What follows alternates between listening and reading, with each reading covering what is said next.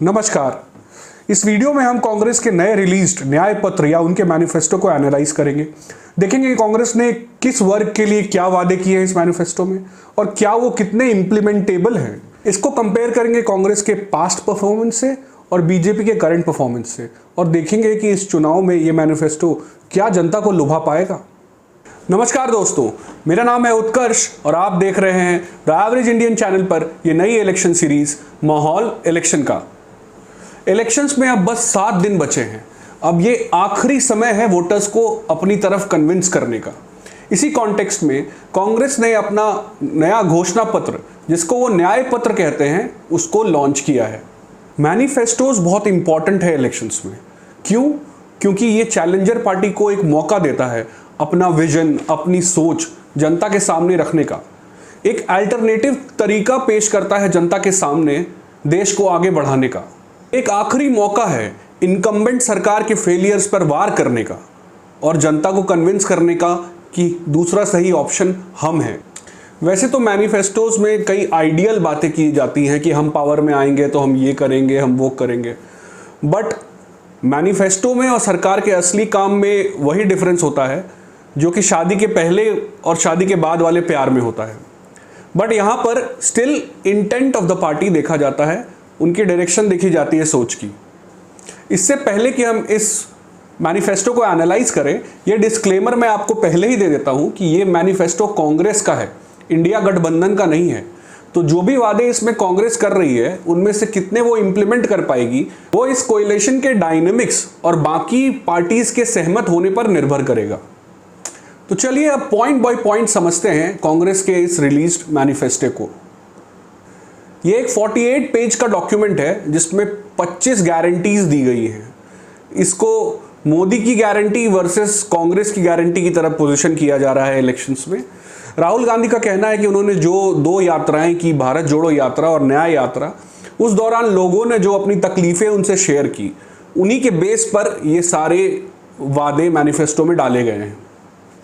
इसमें न्याय के 5 पिलर्स या 5 पिलर्स ऑफ जस्टिस, यानी कि women, youth, labourers, backward classes और फार्मर्स, इन पर फोकस किया गया है और ये 5 आइडेंटिटीज या 5 वोट बैंक्स को अपनी ओर आकर्षित करने की कोशिश कांग्रेस पार्टी इस मैनिफेस्टो में कर रही है। सबसे पहले विमेन को क्या प्रोमिसेस किए गए हैं? सबसे पहले इसमें आता है महालक्ष्मी स्कीम। इसके तहत गरीब परिवारों में जो सबसे सीनियर महिला है, उनके खाते में हर साल 1 लाख रुपए ट्रांसफर किए जाएंगे। अब इस स्कीम में गरीबी की कौन सी डेफिनेशन ली जाएगी, ये अभी इस डॉक्यूमेंट में क्लियर नहीं किया गया है। आपको याद होगा 2019 के मैनिफेस्टो में भी कांग्रेस ने यूनिवर्सल बेसिक इनकम या न्यूनतम आय की बात की थी, जिसमें 6,000 प्रति महीना या 72,000 रुपये प्रति साल देने का वादा था। उसी स्कीम को यहाँ रीपैकेज करके महिलाओं के नाम पर पेश किया जा रहा है, जिसमें 1 लाख रुपए की राशि का प्रॉमिस है। इस स्कीम को इंप्लीमेंट करने में 60,000 करोड़ रुपए का खर्च आएगा, जो कि हमारे जीडीपी का 0.5% हिस्सा है। यह हमारे फूड सब्सिडी बिल के बराबर है, जो 80 करोड़ लोगों को मुफ्त अनाज दिया जा रहा है, उसके बराबर ही इसका बिल है। अब इस स्कीम को इंप्लीमेंट करने के लिए रिसोर्सेज कहाँ से रेज किए जाएंगे, कैसे इसका खर्चा सरकार उठाएगी, इसके बारे में अभी कोई क्लैरिटी नहीं है इस डॉक्यूमेंट। महत्वपूर्ण पॉइंट महिलाओं के लिए है विमेन रिजर्वेशन। बीजेपी ने जो विमेन रिजर्वेशन बिल पास किया है, कांग्रेस उसको महिलाओं के साथ चीटिंग कहती है, क्योंकि ये 2029 से लागू होगा। कांग्रेस का वादा है कि वो स्टेट असेंबलीज में 2025 से ही इस स्कीम को लागू कर देगी और पार्लियामेंट में 2029 से। साथ ही साथ सारे सेंट्रल गवर्नमेंट की नौकरियों में 50% विमेन के रिजर्वेशन का प्रॉमिस किया गया है इस मैनिफेस्टो में। ये रिजर्वेशन SC, ST, OBC और एक्सट्रीमली बैकवर्ड क्लासेस, इन सब के रिजर्वेशन से कैसे इंटरैक्ट करेगा, इसके बारे में कोई क्लैरिटी अभी नहीं दी गई है। बाकी विमेन के लिए ये 2 पॉइंट प्रोग्रेसिव तो हैं, बट इसके इंप्लीमेंटेशन पे अभी भी सवाल है। दूसरा न्याय का पिलर इनका यूथ है, क्योंकि इंडिया की एवरेज एज बस 28 ईयर्स है और जॉबलेसनेस की समस्याएं सब जग जाहिर हैं।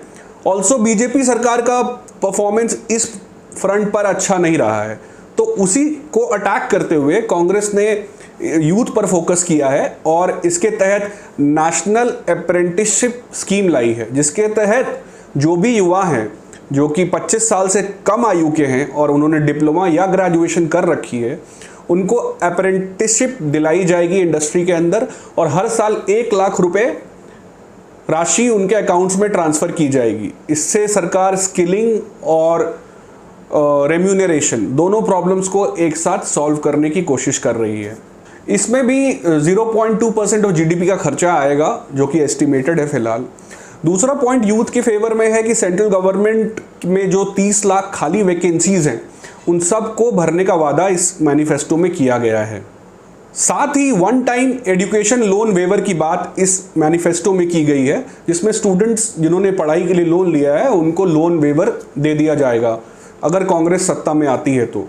बट ये इकोनॉमिकली एक बैड आइडिया है। पहले किसान के लोन वेव किए गए, अब स्टूडेंट्स के लोन वेव किए जाएंगे, कल को छोटे व्यापारियों के लोन वेव किए जाएंगे, तो ये इसका एक डोमिनो इफेक्ट देखा जा सकता है। ये अमाउंट टोटल 1,18,000 करोड़ अभी 15 मार्च 2024 के कट ऑफ पर है। इसका सीधा असर हमारे बैंकिंग सिस्टम पे पड़ेगा, जिसको कर्ज देना है इन्वेस्टमेंट्स के लिए, ग्रोथ के लिए, इकोनॉमी को बूस्ट करने के लिए, वो इन स्कीम्स में उलझ कर रह जाएगी और अपनी कैपिटलाइज कैपेसिटी खो देगी। तीसरा न्याय का पिलर किसान है। इस मैनिफेस्टो के अनुसार उनको एमएसपी की लीगल गारंटी दी जाएगी स्वामीनाथन फॉर्मूले के अनुसार। स्वामीनाथन फॉर्मूला जो है वो और वाइडर कॉस्ट को कंसिडर करता है ताकि ज़्यादा फायदा किसानों को हो।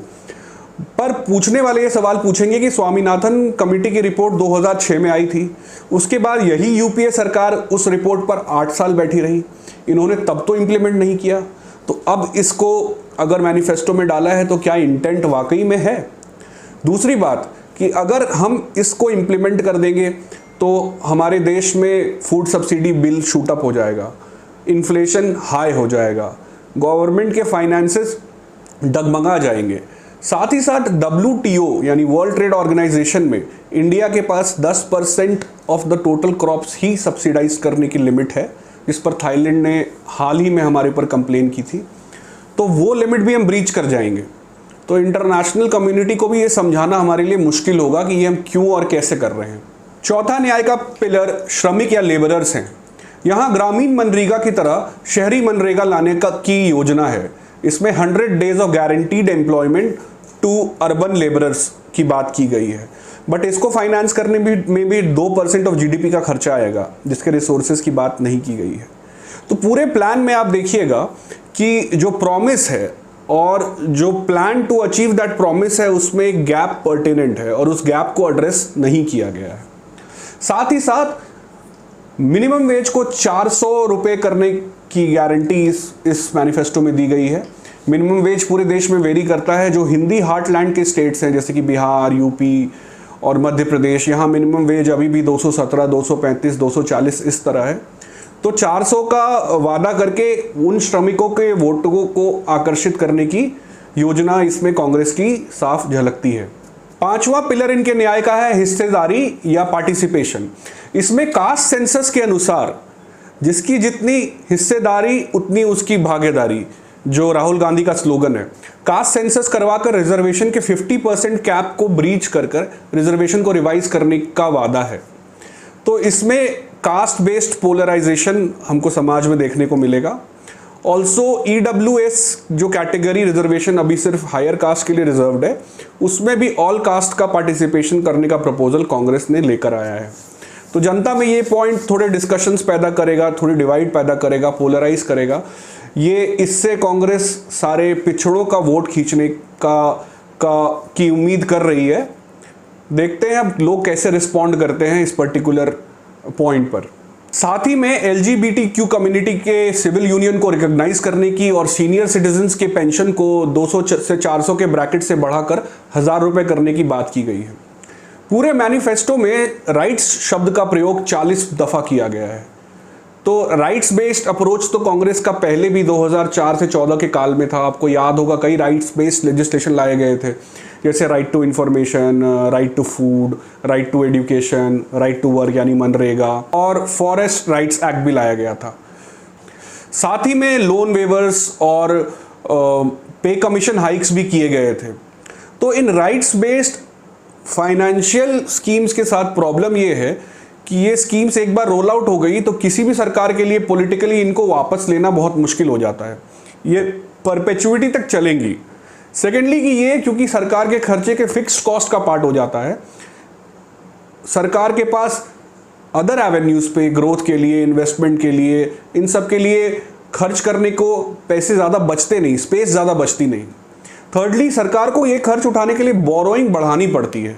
अभी हम देख रहे हैं कि इंडिया का डेट टू जीडीपी रेशियो 81% के आसपास है, जो कि ज़्यादा है। कोविड के टाइम से हम अभी उभरे नहीं हैं डेट के मामले में। सेकेंडली फिजिकल डेफिसिट जो प्रोजेक्टेड है 25-26 के लिए, वो 5.1% ऑफ जीडीपी है। इंटरनेशनल एजेंसीज जो हमारी रेटिंग कर रही हैं वो जंग से बस एक स्टेटस ऊपर है। तो इंडिया डेट के मामले में अभी बाहर नहीं है खतरे से। अब अगर हम इम्प्लीमेंट कर देते हैं ये सारी स्कीम्स तो हमारा फिजिकल डेफिसिट एस्टिमेटेड रूप से 9 से 11% ऑफ जीडीपी हो जाएगा। ये बहुत ही खतरनाक रेंज में चला जाएगा और इससे पूरी इंडिया की ग्रोथ स्टोरी की हवा निकल जाएगी।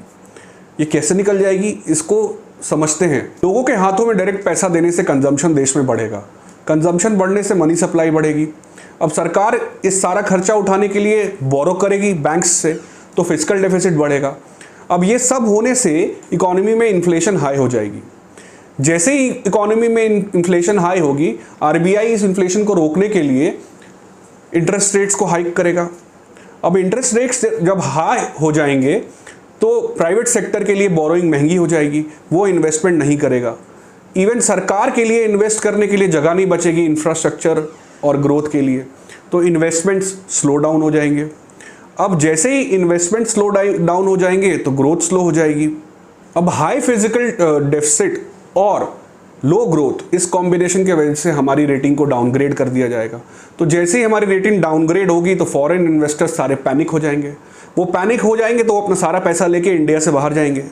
जैसे वो रुपी को डंप करेंगे और डॉलर लेके इंडिया के बाहर चले जाएंगे तो हमारी करेंसी डिप कर जाएगी, और हमारी करेंसी जब डिप करेगी तो आरबीआई इंटरवीन करेगी इस डिप को रोकने के लिए, और हम जो अपने रिकॉर्ड हाई फॉरेक्स रिजर्व्स हैं उसको भी लूज़ करने लगेंगे। अब ये सारे इंक्रीज कंजम्पशन और करेंसी डिप के कारण हमारे इंपोर्ट्स महंगे हो जाएंगे और हमारा करंट अकाउंट डेफिसिट भी बढ़ जाएगा। करंट अकाउंट डेफिसिट मतलब कि कितना हम दुनिया से खरीदते हैं और कितना हम दुनिया को एक्सपोर्ट करते हैं, उसके बीच का डिफरेंस। इंडिया में जनरली ये नेगेटिव होता है। तो अब इंडियन इकोनॉमी बैठी होगी एक very high physical deficit and a high current account deficit with a bad rating and with investors not able to invest and foreign investors taking their money away, which is a very very bad economic situation to be in। तो अगर इन बहुत ही Nobel socialist points को implement करने का कोई और तरीका नहीं है, रिसोर्सेज रेज करने का अल्टरनेट तरीका नहीं है बिना टैक्सेस बहुत ज़्यादा बढ़ाए, तो फिर ये सोशलिस्ट पॉलिसीज़ इकोनॉमी के लिए डेट्रीमेंटल साबित होंगी। तो इसको देखकर लगता है कि कांग्रेस सांता क्लॉस मोड में है। वो बस वादे किए जा रहे हैं और उनको नहीं पता ये वादे फुलफिल कहाँ से होंगे। कुछ लोगों का मानना है कि 10 साल पावर में बाहर रहने से डेस्परेशन की वजह से बाहर आ रहे हैं, और कुछ लोग कह रहे हैं कि ये कांग्रेस का हाई लेफ्ट सोशलिस्ट टिल्ट दिखा रहा है। पर मार्केट इस पॉलिसी डॉक्यूमेंट को और इस विजन को सपोर्ट नहीं करेगा, क्योंकि ये उसके फेवर में कतई नहीं है। साथ ही में इंडिया की जीडीपी को 10 साल में डबल करने की बात की गई है। अगर इसको कंपाउंड इंटरेस्ट के फॉर्मूले में फिट करें तो ग्रोथ जो है वो 7.2% के अप्रॉक्स आती है, कि मतलब हमारी कंट्री 7+ के आसपास से ग्रो करेगी, जिसके आसपास से ग्रो कर रही है पिछले 10 सालों में भी। बट जिस तरह का लेफ्टिस्ट स्टैंस है कांग्रेस लीडरशिप का और बिजनेस हाउसेस के प्रति जो नेगेटिव एटीट्यूड है, उसमें इस चैलेंज को वो कैसे मनूवर करेंगे ये देखने योग्य बात होगी। अगर आपको ये एनालिसिस अभी तक पसंद आ रहा है तो इस वीडियो को ज़रूर लाइक करें और चैनल को सब्सक्राइब करें, ताकि ये वीडियो और भी लोगों तक पहुंच सके और वो इस एनालिसिस को जान सकें। मैनिफेस्टो में माइनिंग के बारे में भी कहा गया है कि इसको 5% ऑफ जीडीपी तक ले जाएगा और इससे 1.5 करोड़ जॉब्स जनरेट किए जाएंगे। माइनिंग को लेकर यूपीए 1 और 2 का एटीट्यूड अच्छा नहीं था। आपको याद होगा go no go area, environmental clearance approvals में इतना टाइम लगता था जयराम रमेश जब मिनिस्टर थे। ऑल्सो नियामगिरी में बॉक्साइट माइनिंग जब चल रही थी तो राहुल गांधी ने खुद जाकर उसे बंद कराया था।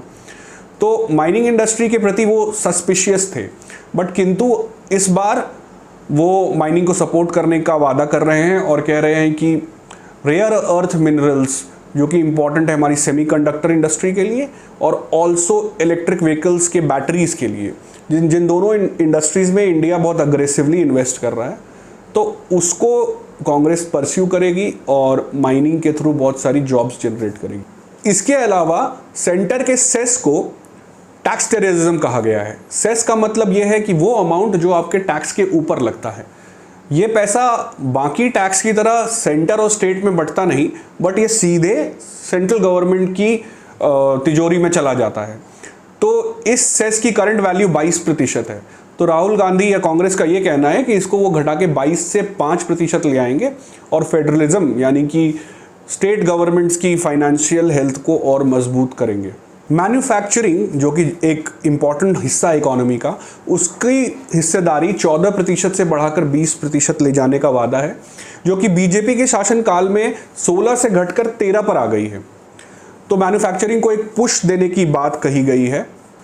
जीएसटी को भी और सिंप्लीफाई करने का प्रपोजल है, जिसमें मल्टीपल टैक्स स्लैब्स की जगह एक टैक्स स्लैब लाई जाए और जीएसटी में जो स्टेट्स हैं उनका से बढ़ाया जाए। बट जीएसटी एक लॉ की तरह मैच्योर हो गया है, ये मेरा मानना है कि अभी फ़िलहाल व्यापारी और सरकार दोनों जीएसटी से बहुत खुश है। सरकार के रेवेन्यूज़ भी काफ़ी बायंट है, बढ़ते जा रहे हैं जीएसटी से, और व्यापारी की भी फाइलिंग आसान की जा रही है। पॉलिटिकल मुद्दों पे ये डॉक्यूमेंट क्या कहता है? पॉलिटिकल मुद्दों पे ये सीएए पे बिल्कुल शांत है, 370 की इसमें बात नहीं की गई है। ये दोनों इसलिए इंपॉर्टेंट है क्योंकि कांग्रेस ने बहुत देशव्यापी प्रोटेस्ट किया था इन दोनों मुद्दों पर। साथ ही साथ यूनिफॉर्म सिविल कोड का तो जिक्र इसमें नहीं है, बट बहुत ही सॉफ्टली कहा गया है कि कांग्रेस रिफॉर्म करेगी पर्सनल लॉज को in consultation with all communities. PMLA यानी prevention against money laundering act, जिसके तहत केजरीवाल पे कार्रवाई हो रही है, मनीष सिसोदिया पे कार्रवाई हो रही है, उसको सॉफ्टन करने का प्रपोजल इस मैनिफेस्टो में है। बट आपको याद दिला दूं कि जब कांग्रेस पावर में थी 10 साल, तो इसी लॉ के सिमिलर लॉ था यूएपीए और सेडिशन लॉज, उनको कांग्रेस ने स्ट्रेंथन नहीं किया था, वीकन नहीं किया था, क्योंकि ये लॉ सूट करते हैं किसी भी पार्टी को अगर वो पावर में है।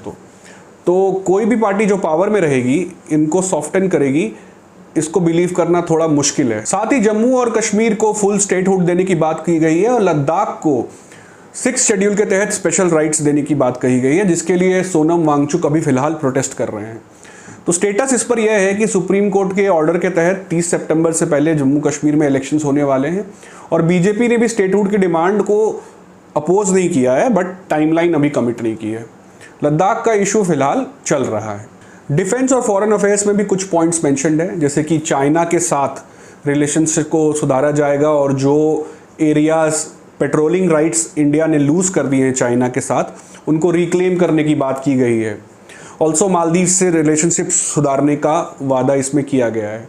बट मेरा ये मानना है कि ये इश्यूज़ जो हैं वो दोनों पार्टी के इंटेंट और इंटरेस्ट पे डिपेंड करते हैं। इस पर एक पार्टी का वादा कर देना थोड़ा एम्बिशियस है। साथ ही में डेमोक्रेसी बचाओ के लिए भी कुछ पॉइंट्स मेंशन्ड है, जैसे कि इन्वेस्टिगेटिव एजेंसीज को इंडिपेंडेंट किया जाएगा, सरकार के कंट्रोल से बाहर लाया जाएगा। पर ऐसा अभी भारत में आज तक तो नहीं किया गया है, अब देखते हैं आगे होता है या नहीं, क्योंकि कांग्रेस सरकार पर भी आरोप है कि 2004 से 14 के बीच उन्होंने भी एजेंसीज का मिसयूज़ किया था। वन नेशन वन इलेक्शन के प्रपोजल को ये पूरी तरह से रिजेक्ट करते हैं। साथ ही में डिफेमेशन के कानून को सिविल ऑफेंस बनाने की बात की गई है। आपको याद होगा डिफेमेशन के कानून के तहत ही हाई कोर्ट ने राहुल गांधी की सदस्यता छीन ली थी, बाद में सुप्रीम कोर्ट ने उसको बहाल किया था। तो इसको एक सिविल ऑफेंस बनाए जाने की बात है। मीडिया को इंडिपेंडेंट बनाने के लिए कुछ प्रपोजल्स हैं, जैसे कि प्रेस ट्रस्ट ऑफ इंडिया के द्वारा उनको रेगुलेट किया जाएगा। बट पीटीआई भी तो सरकार के अंदर आती है, तो फिर ये कैसा रेगुलेशन। दूसरी बात है कि मीडिया के ओनर्स को अपनी क्रॉस ओनरशिप्स डिक्लेयर करनी पड़ेगी पब्लिक को कि कौन सा बिजनेसमैन कौन से चैनल को ओन करता है, जिससे ट्रांसपेरेंसी आ सके। इसके अलावा चुनाव को ईवीएम और वीवीपैट के साथ कराने की बात है। इसका मतलब कांग्रेस भी ईवीएम और वीवीपैट से सहमत है और वापस बैलेट बॉक्स के चुनाव के फॉर्मूले पे नहीं जा रही है। और साथ ही करप्शन का इल्ज़ाम बीजेपी पे लगाते हुए इन्होंने वादा किया है कि ये electoral bond, demonetisation, Rafale deal, PM cares fund, इन सब मामलों की जांच कराएंगे और लोगों तक इंसाफ को पहुंचाएंगे। ये डेमोक्रेसी बचाओ का नारा जो ऑपोजिशन इंडिया अलायंस ने उठाया है, ये ध्रुव राठी के वीडियो तक तो ठीक है, परंतु इसको एक आम जनता तक पहुंचाना, उसको कन्विंस करना थोड़ा कठिन साबित हो रहा है। मतलब कि एक आम आदमी के लिए डेमोक्रेसी खतरे में नहीं दिख रही उसे, सब कुछ उसके आसपास ठीक है, सारी पार्टीज अपनी बात कह पा रहे हैं, Modi the most abused PM है, सारी तरह से उनको हर बात तो कही जा रही है। तो एक आम आदमी के लिए वो मुद्दे ज़्यादा मैटर करते हैं जो उसकी रोज़मर्रा की लाइफ को अफेक्ट करते हैं। इसके बजाय अगर कांग्रेस या इंडिया अलायंस बीजेपी के विजिबल फेलियर्स पे फोकस करती तो बात ज़्यादा इफेक्टिव साबित होती। अब बीजेपी के विजिबल फेलियर्स क्या हैं? स्मार्ट सिटी मिशन बिल्कुल कामयाब नहीं हुई बीजेपी इसमें, नमामि गंगे जिसमें 2022 तक गंगा को साफ करना था, जॉब क्रिएशन नहीं हो पाया, मैन्युफैक्चरिंग सेक्टर को पुश नहीं मिल पाया। इसके अलावा फार्मर्स की इनकम को 2022 तक डबल करना था, वो भी नहीं हो पाया। इसके अलावा मणिपुर में लॉ एंड ऑर्डर की सिचुएशन इतनी ख़राब हुई, उसको भी ठीक से ऑपोजिशन ने नहीं उठाया। इन सबको इलेक्शन का केंद्र बिंदु बनाने के बजाय डेमोक्रेसी बचाओ के नारे पे पूरा इलेक्शन केंद्रित कर दिया गया है। इसके अलावा फॉरेन पॉलिसी पर और इंफ्रास्ट्रक्चर के डेवलपमेंट पे भी इस मैनिफेस्टो में बीजेपी को क्रिटिसाइज किया गया है। तो अब इस बात के लिए भी वोटर को कन्विंस करना थोड़ा कठिन है, क्योंकि जनरल कंसेंसस ये है कि एटलीस्ट इंफ्रास्ट्रक्चर पर और इंडिया के फॉरेन इमेज पर दोनों सेक्टर्स में बीजेपी ने काफ़ी अच्छा काम किया है। तो ओवरऑल बात ये है कि ये कांग्रेस का मैनिफेस्टो है। अगर इंडिया ब्लॉक से एक संगठित मैनिफेस्टो बाहर आता तो उस कोहेसिव नैरेटिव पर जनता ज़्यादा विश्वास। दूसरी बात यह है कि इनमें से काफ़ी कुछ आपने अपने पिछले 10 साल के शासनकाल में इम्प्लीमेंट नहीं किया, तो इसमें अब आप पर ट्रस्ट कर पाना अभी थोड़ा मुश्किल होगा। काफ़ी प्रोमिसेस ऐसे हैं जो कि सोशली बहुत नोबल हैं, बट उनको इम्प्लीमेंट करने का प्लान नहीं है। इन सबको लागू करने के लिए रिसोर्सेज कहाँ से रेज किए जाएंगे? क्या मिडिल क्लास को टैक्स किया जाएगा? क्या कॉर्पोरेट टैक्सेस बढ़ाए जाएंगे या बोरोइंग बढ़ाई जाएगी? इस पर कोई क्लैरिटी नहीं है। इकोनॉमिक डिरेलमेंट का खतरा भी है। साथ ही में डिफेंस स्पेंडिंग और इंडिजनाइजेशन, इन सब की कोई बात मैनिफेस्टो में नहीं की गई। पर फिर भी ये एक अल्टरनेटिव आइडिया ऑफ इंडिया को जनता के सामने प्रेजेंट करता है, बताता है कि कांग्रेस पार्टी के पास मोदी हटाओ के अलावा भी जनता से कुछ कहने को है, एक विजन है, एक रास्ता है देश को आगे बढ़ाने का। उधर बीजेपी अपने 2019 के संकल्प पत्र के मैक्सिमम वादे पूरे कर कर मैदान में उतरी है। CAA, 370, राम मंदिर, महिला आरक्षण, रूरल इलेक्ट्रिफिकेशन, घर घर जल, ये सारे वादे उन्होंने पूरे किए हैं। साथ ही इंडिया की इमेज को भी पुश किया है, नेशनलिज्म तो उनका प्लैंक है ही। ये वीडियो शूट करते समय तक बीजेपी का मैनिफेस्टो रिलीज नहीं हुआ है। अब देखना यह है कि बीजेपी और भारत की जनता दोनों इस मैनिफेस्टो को कैसा रिस्पॉन्स देते हैं।